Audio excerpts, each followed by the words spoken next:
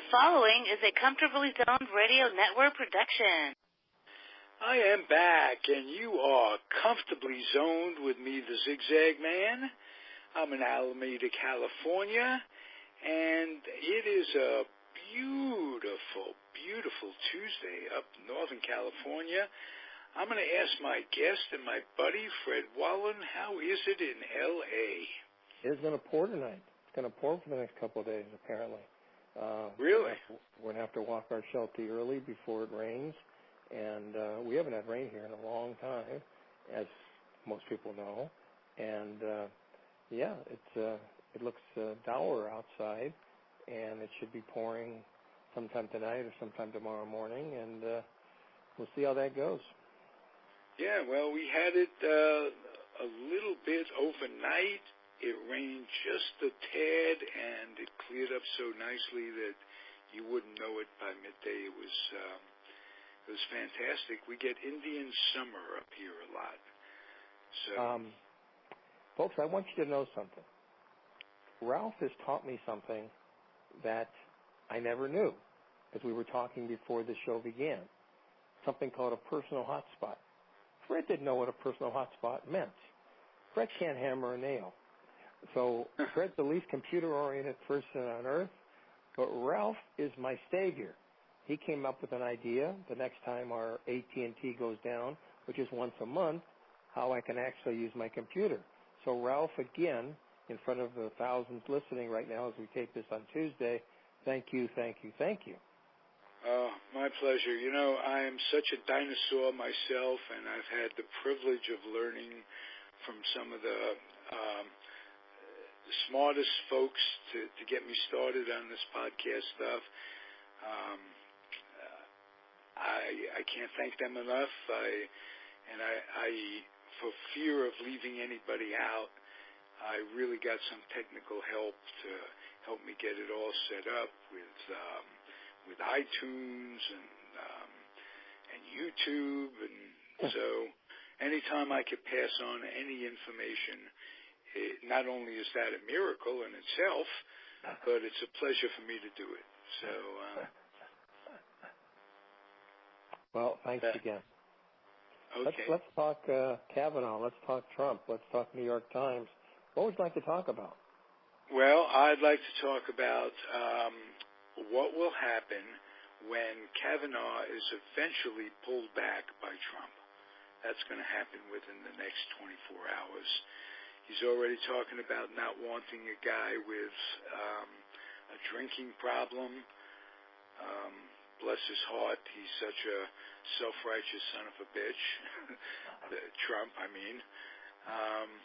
And it comes down, as far as I'm concerned, the allegations against him are horrible, against Kavanaugh. But they're pretty much going to be unsubstantiated, and all the Republicans are thinking, well, it's he said, she said, this, that, and the other thing. And they missed the point.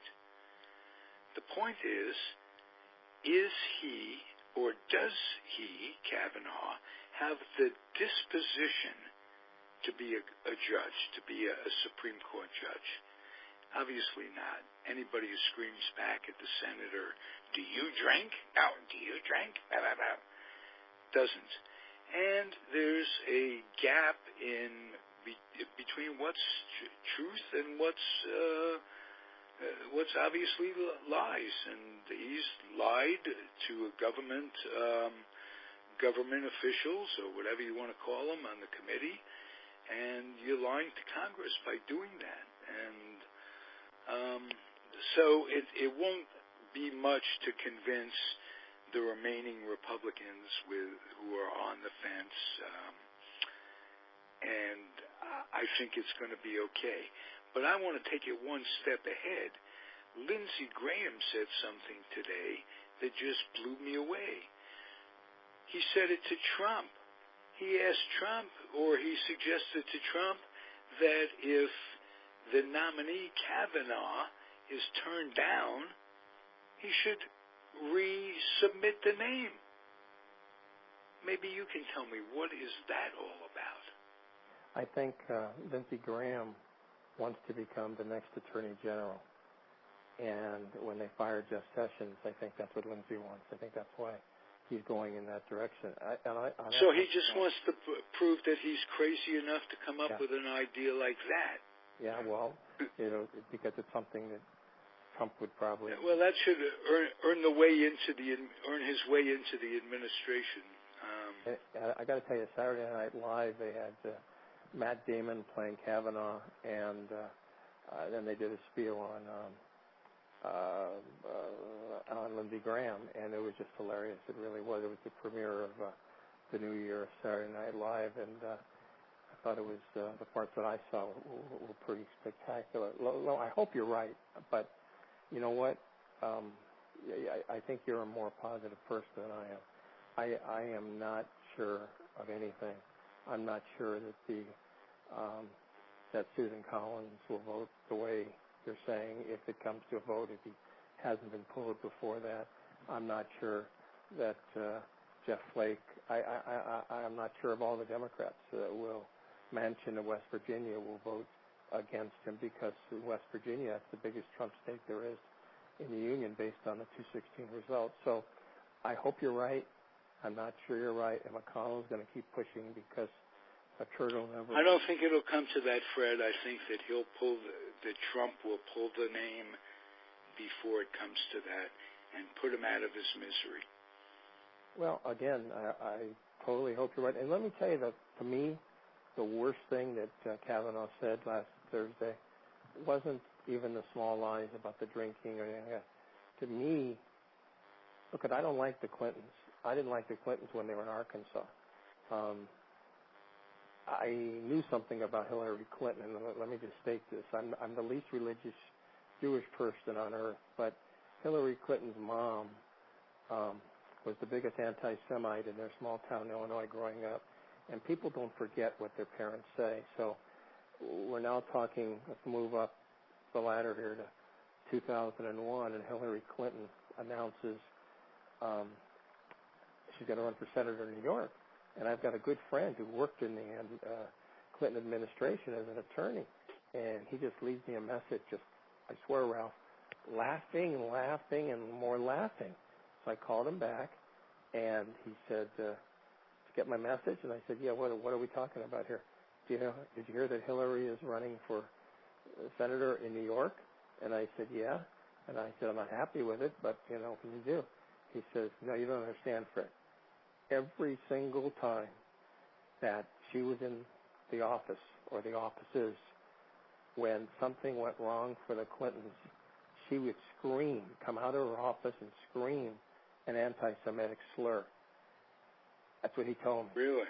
And now she became, of course, senator from New York. But I'm just saying, so I don't like the Clintons, but the reason I brought that up is that I think the worst thing that Kavanaugh said during his entire 3 hours of being asked ridiculous questions was, and the Clintons, this is caused by the getting even for the 2016 election and the support by the Clintons and all this. That's not what you want from a Supreme Court justice. You don't want somebody. He used the expression, what comes around goes around. What goes around comes around. Talking about the Clintons. Which simply meant to me that any Democrat going up against the Supreme Court, having a case in the Supreme Court, is fucked and feathered. Dead. And that's my point. You can't have a Supreme Court justice whose mind is made up like that. And if it is, you don't tell the world your mind is made up like that. So he's not even bright enough. Forget the fact that, he's got those strong opinions. He's not even bright enough to shut his mouth. And he said that because I'm sure for the 24 hours or 48 hours previously, he had been in the Trump White House talking to either Trump or Trump's people. And so they wanted him to come off very strong, but not strong in that way. That made him look stupid. And I hope you're right, Ralph. But I in my heart, McConnell very seldom loses. And I don't trust Flake. I don't trust Collins. I don't trust any of them to seriously vote no if it comes that far. You're saying it's not going to get that far. Trump's going to pull. No, I'm not. I predicted it would be by today. I predicted that last week. I hope you're but right. Today he's made signs. He's said things that he can't understand the drinking part. He's going off on his own crazy rants on that. And they asked him point blank, would it be enough if it's determined that he lied under oath? Would that be enough to put him out of the race, so to speak? And Trump agreed that would be. He said that would be the deciding point. But do you trust Trump? Anything he says to mean anything, really? Oh, that's true. That's absolutely true. Giving the FBI free rein, and then having to be talked into it by his aides later on, because it was coming out that it really wasn't free rein. And anytime you put an arbitrary time on the investigation, like it's got to be done by Friday, I don't understand that one. And forcing the issue isn't going to help. Do you think the Republicans really want to find out all the inside stuff? Do you really think they want to investigate everybody? That's why. No, of course not. And even Flake knew that if he asked for more than a week, he wouldn't get it. So he knew that was the max, and I don't even trust him to vote no. So, he's liable to say that, if it comes to it, and again, believe me, I hope you're right that it never comes to the vote, but if it comes to vote, I don't trust any of them to vote no. I don't trust all the Democrats to stick together, and I certainly don't trust Miss Alaska. Well, at this point, I definitely trust all the Democrats to stick together. There's no Democrat and there's no Republican who would vote for it. If it wasn't a political thing. We don't need the man on the Supreme Court. There's no question. They could do better, even if it's another conservative. And I'm not even talking about his ideology. I'm talking about his demeanor. And I'm talking about his empathy. Like, that woman is believable. She was hurt by someone. And it would have been nice if he would have talked in terms of making her heal, because even if she's mistaken, she's still a human being. But I don't think she is mistaken, and I don't think she's lying. And given everything he's lied about, remember, in his own court, he's told juries that if a witness lies on one thing, you can pretty much assure yourself that you're not going to get honest testimony on something else, so you don't believe them. And that's the way it goes. So I do have high hopes for this. Why do I? Because wouldn't it be, how does a country recover after all that's gone on, all that's come out in court? How would we recover as a country, our self-image, the people in the country, if they, after all, elected that or selected him? It would be a blow. The other side is this. Donald Trump never will admit defeat. So if his guy, and he changes his mind on his guy, he'll never admit he made a mistake. So that's why I'm hesitant to agree with you. Secondly, as anybody who's listening to the show, folks, we're taping this Tuesday at about 4:15 Pacific Daylight Time now.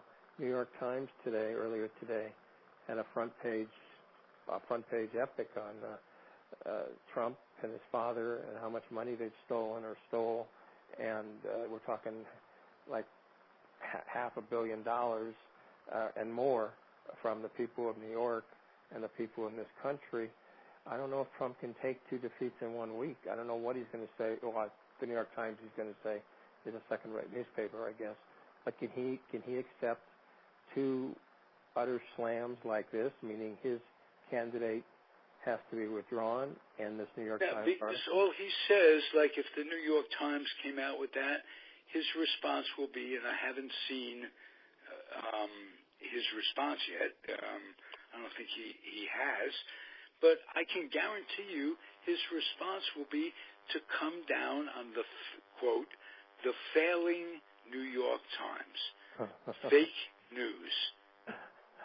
That he'll blow that off in a second, and he's not going to take a defeat over this. He'll blame it on the Congress, on the judge. Well, we'll see. Yeah, hey, if I'd have known, he'll say that he had a problem. He was, the best Jew. Who knew? That kind of thing. I did. Blah blah blah. Hey, they knew. They knew. He's in a circle of folks that have a blatant disrespect for women. He himself, Trump, has been accused 12 plus times of stuff, many of which he's bought off women. It's Stormy Davis, and I mean, it's just public record at this point. The only reasons at this point the Republicans have stood by him is for this coveted Supreme Court nominee, which would throw back Roe v. Wade, and that's all. That's the only reason. Their whole idea is that the end justifies the means. Okay, but it's even from Trump's perspective, it's not Roe versus Wade. Trump's perspective, it's not any of his opinions, Kavanaugh. Except the one where where he says that if he becomes a Supreme Court justice, there will be no accountability for the president as long as he's president. They can't even investigate him. That's all. That's it. So see, again, Trump. If anyone who thinks Trump cares one way or the other about Roe versus Wade, because I remember him in the '90s on TV saying, of course, he was totally in favor of a woman's choice, and then, of course, 2 years ago he said, a woman's got to be punished if she has an abortion. But but in reality, as you just indicated, the only reason he chose Kavanaugh instead of 10 other or 50 other possible Republican choices is because Kavanaugh actually wrote that presidents cannot be indicted while they're in office. And Trump knows that there are enough emolument cases now going around that under normal circumstances he definitely could be indicted. So, folks, don't think, if you're listening to this show and you think you're a Trump fan and you're against Roe versus Wade, don't you think he's really on your side. Trump's only on one person's side. That's Trump. Okay. Hey, I think we've been joined by Tom Simon, who... Really? Yeah. Tom I heard Simon, the bell go off. Is that Tom? I'm sorry, I'm late. We were having technical problems on the Facebook show. But you're early for next week. Oh, okay. Well, I wanted to give Fred long enough to whine about the fact that the Democrats lost the election, and so they are still complaining now about what's happening. I've listened to your debate. I call it good versus evil.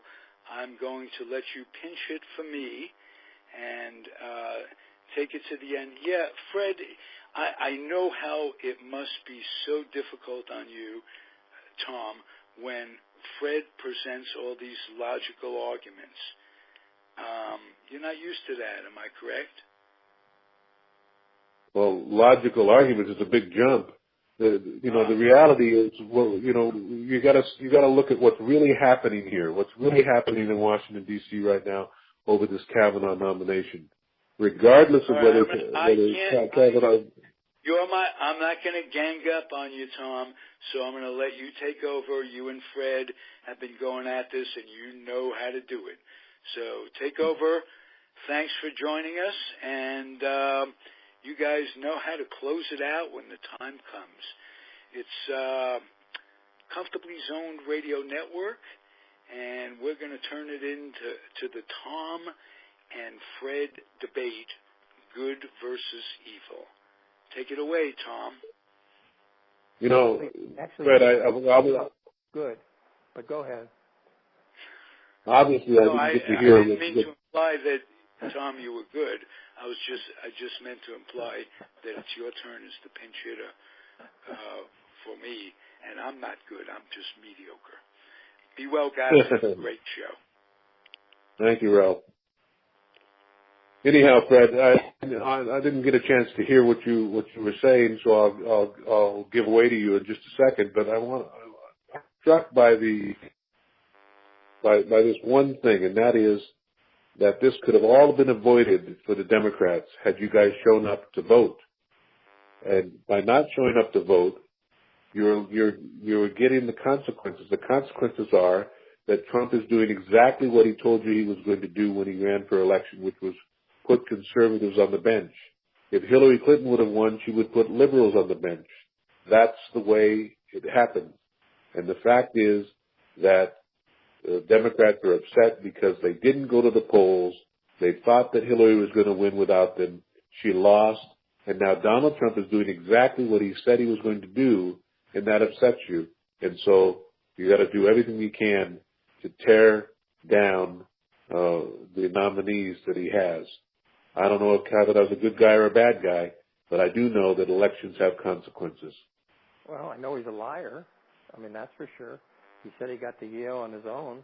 His grandfather was a big donor and a graduate from Yale, so he didn't get there on his own. He said Trump said that Kavanaugh was the number one student at Yale. They don't even keep records like that at a university like Yale. So, I mean, he was just one lie after another. And then the thing that upset me the most, Tom, and I just mentioned it to Ralph and to the audience, was not the little lies about the drinking. I don't even care, or the devil's triangle, which, of course, even I, even I know what that means, and he tried to lie through that. And the biggest thing to me, Tom, was the comment about Hillary, who I hate, and the Clintons, who I can't stand. And he said, when you make a comment like that, you see, in the future, nobody will ever believe, if he gets on the court, that you'll ever get a fair shot if you're not on his side politically. Even if he actually believed that, and even if the Trump people told him to say that, he should have been smarter, Tom, than to say that in public. Because, again, one more time, think about yourself as a Democrat or some kind of Democratic legal case. You know you're dead. You know you're doomed. All these guys have opinions. But when you say something like that, I think you've lost the country. You've lost any chance of being, in the eyes of the world, being objective. And so, it's almost beyond belief that he said that. So of all the lies or little things he said, to me, that was the one that got to me the most, because a judge, a Supreme Court, I grew up, to me, the Supreme Court justices are the most, valuable, loyal, the most important of our, of all the divisions of our government. That's the most important, because they're supposed to protect everybody. But when he said that, Tom, even you on the right couldn't have liked that he said that, even if you believe that. What I believe is this, Fred, and I think it's a misnomer for you or I or anybody else to believe, and for you folks listening, it's a misnomer to believe that these judges don't have strong opinions on the left and on the right. Look at what Justice Ginsburg has been doing for the last 36 months. She's been making public appearances, speeches, interviews, where she has been talking about her very left of center views. But the reality is that a Democratic president put her on the court, and the Democratic presidents put people on the court that agree with them, and Republican presidents, conservative presidents, put people on the court that can agree with them. To think for a moment that you can take the prism in which a person sees the world away and believe that they can then be totally objective is wrong. It is a fallacy. If you are a conservative person, you see things through the prism of a conservative lens. If you are a liberal person, you see things that way. I know Justice Ginsburg does, and other liberal judges do on the court, and I know conservative judges do. It all goes back to one thing, Fred. If you want to control the outcome of the court, you must go vote. And Democrats and liberals made a big mistake, Fred, in 2016. They thought that Hillary was going to win. Millions of Democrats stayed home because they believed the liberal press. And guess what happened? Donald Trump won, and now he's doing exactly what he said he was going to do, and liberals are upset about it. They should be mad at themselves. That's who they should be mad at. Next time, go and vote. No, again, I can't stand Hillary. I think they nominated the wrong person, so I blame the Democrats, the Democratic Committee, for cheating Bernie, or Malley, or anybody else. And the only one that he could have defeated was Hillary because of her background. Okay, so. But if Hillary would have won, Fred, you probably wouldn't be complaining about who she put up to be a Supreme Court justice. She would have put up a liberal justice, and you would have been okay with that, right? No, Tom, you got it wrong. Eisenhower nominated Earl Warren, thinking he was going to be a very conservative guy. Whizzer White, when he was nominated, former Colorado running back, was very right-wing. By the time they ended their careers, they were leaning to the left, and there have been lefties that ended up leaning to the right. No, this guy, Kavanaugh, is a fool because you don't say that in front of millions of people around the world. You don't make a comment like that. You have to be brighter. He is not bright enough. Forgetting the lies, he's not bright enough to be Supreme Court justice. His Yale thing, again, it's hard to get into Yale, but his grandfather was a big donor and a graduate, so I wonder if that had a lot to do with it, like Trump getting into Wharton. So no, Tom, I don't agree with you at all. A lot of guys, a lot of Republican presidents have nominated people who thought, were leaning to the right, ended up going the other way, and vice versa. But in this case, he opened his mouth and told the world that he's antagonistic toward the Clintons, who I can't stand. But you can't say that if you're going to be a Supreme Court justice. It just shows you're not very bright, that's all. What about Dr. Ford and the lies that she said? Folks, what do you think about a woman who tells the committee that she doesn't want to fly to Washington, D.C. because she's afraid of flying, and then the prosecutor from Maricopa County gets up and gets her to say on the record that she flew all around the world for vacation? What kind of person does that? Tells a Senate committee. I hate flying more than anybody on earth. If I had to fly for a certain reason, and the way I read that was that she had to fly for her job, and there were some relatives there that you would never see if you didn't fly that one time. I don't get near the airport, but if something came up where it was like life and death, I would have to fly. So I don't see anything. I mean, a lot of people are like that. I'm totally antagonistic toward getting anywhere near a plane.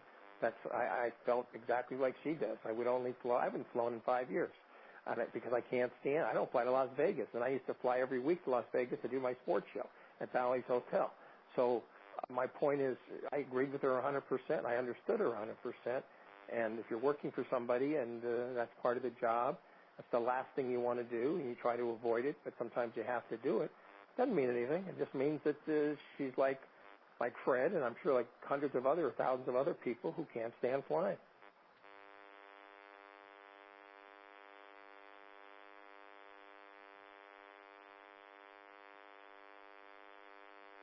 I think we lost you. Did we lose you? Folks, this has been Comfortably Zoned Radio. It was Tom Simon, Fred Walin. Earlier, of course, it was Ralph Zigzagman Tycho and Fred Walin. We thank you for listening. And before you go, Fred, I got cut off somehow. But before you go, I got to talk about the Dodgers just for a minute. Go ahead. Where has their offense been the last 8 weeks? Because, boy, I'll tell you, the last couple of days, they've been knocking the cover out the ball to get into the playoffs, and now to win the division. that was a fantastic game against the Rockies. You say what? I say Kenley Jansen should not be pitching. He should be in the hospital getting ready for his operation. I say the Guggenheim should have made a deal for a top-notch reliever in July, which they didn't do. Take a look at the Cubs on Monday with the lack of the bullpen, and that's why they lost the game. The Dodgers, who, again, folks, Tom knows this, since the age of 5, I've been a Dodger fan. I got Dodger memorabilia all around the house here. Sandy laughs about it and the whole thing. I got a picture of Duke Snyder, usually as I do the show in the other room. But I don't think they can win it because of their lack of bullpen. And as far as the hitting was concerned, they always had the hitting. The problem, Tom, is that at one point this year, it's been like a month, at one point this year, they had hit 189 home runs, but 129 of those were with nobody on base. So, that's good that you hit the home runs, but you got to hit them in the clutch situations. They're not a clutch hitting team. They have been the last couple of days, and that's great. And again, look, there's no dominant team. Even the Red Sox, with 107, 108 victories, they were under 500 against the playoff teams. So there's going in, the Red Sox, I'm sure in Vegas are favored. There's no guarantee the Red Sox are going to win. In a short series, Tom, anything is possible. Over 162 games, the best team, if you're just playing, the playoff teams played 162 games just between themselves, maybe the Red Sox would win. But in a short series, anything is possible. You saw Jansen yesterday. He's up there. They're up there. They're up 5-0 over Colorado. 2 consecutive home runs by the Rockies. You can't have that. And it's got to be. And he's not taking his heart pills. And the most important issue, Tom, is he had a heart operation 6 years ago in 2012.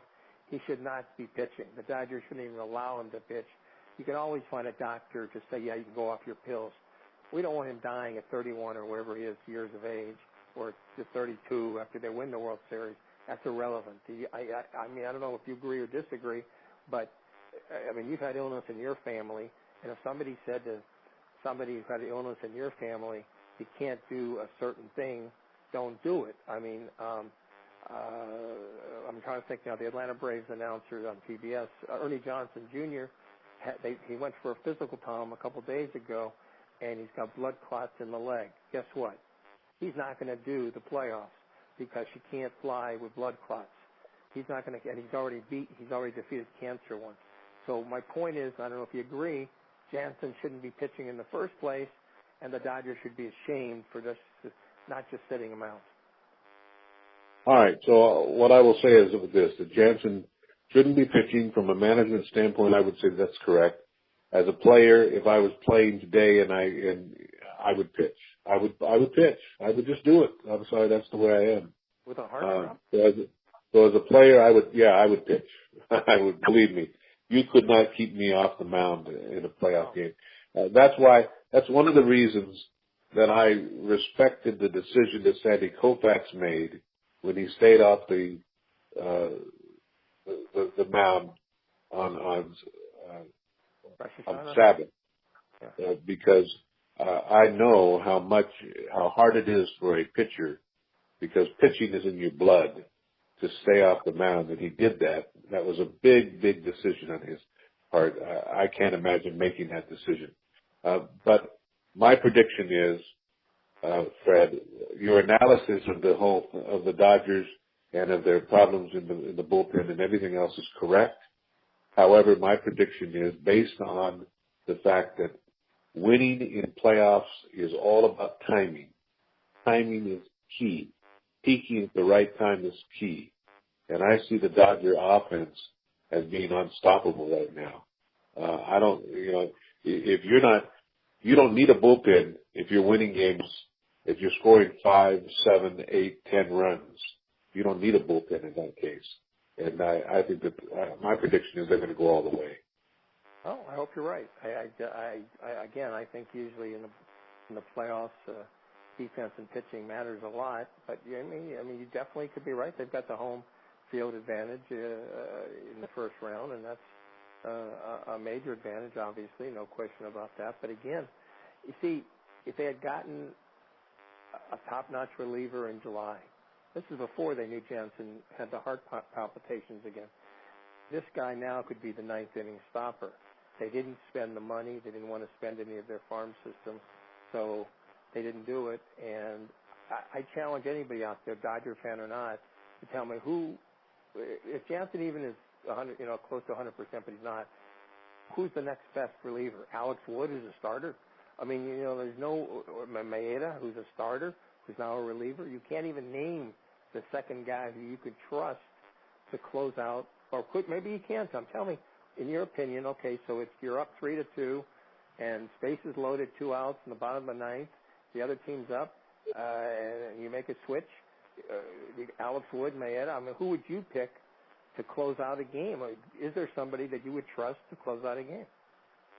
Well, again, you got to hear me, Fred, on this. I don't think we're going to get there. If the Dodgers' offense produces the kind of runs that I think they're capable of, I don't think you're going to have to worry about this 3-2, these 4-2 game, 8th and 9th inning. I think they're going to win large enough on offense to where they can go 5. They're going to have situations like they did yesterday where it's 5-0, and Jansen gives up 2 home runs and it doesn't matter. Didn't matter. He didn't matter yesterday, and I think that's the key to them winning. You know what? We got to run. It did matter. It did matter, Tom.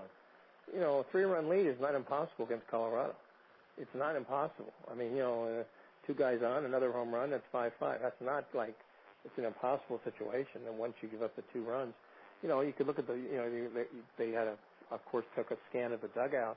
I don't think they were sure. I mean, in fact, if you saw yesterday, they were going to the phone. They were getting somebody warmed up for Jansen with that 5-2 lead. So I don't know. But being ahead by 5 runs is the golden ticket in any Major League Baseball game. You want to be ahead by 5 runs because then a home run can't hurt you. No matter what. You can listen to us every Tuesday on Facebook, except I can't get you anymore. So I don't know. Sandy's Facebook, Sandy's iPhone can get you. I cannot get you. She said you changed to another, a different Thomas Simon. So anyways, I think you got 5 of them out there. Please tell me which one you're on, because I can't find it on my iPhone, or I would have been with you at 3. Folks, join us, of course, 3 o'clock next Tuesday on Facebook, and at 4 o'clock Pacific right here on the Comfortably Zoned. And Tom, can you tell me or email me the name that you're going by, or the other website or the other Facebook site, so people out here can actually get you? Because, again, Sandy can't and Fred can't. Well, for some reason you're blocked, so I'll have to fix that. But, folks, we appreciate you joining us on Comfortably Zoned Radio Network, and we'll see you next Tuesday. I'm Tom Simon in North Dakota. He's Fred Walin in Westlake Village. This has been a Comfortably Zoned Radio Network production.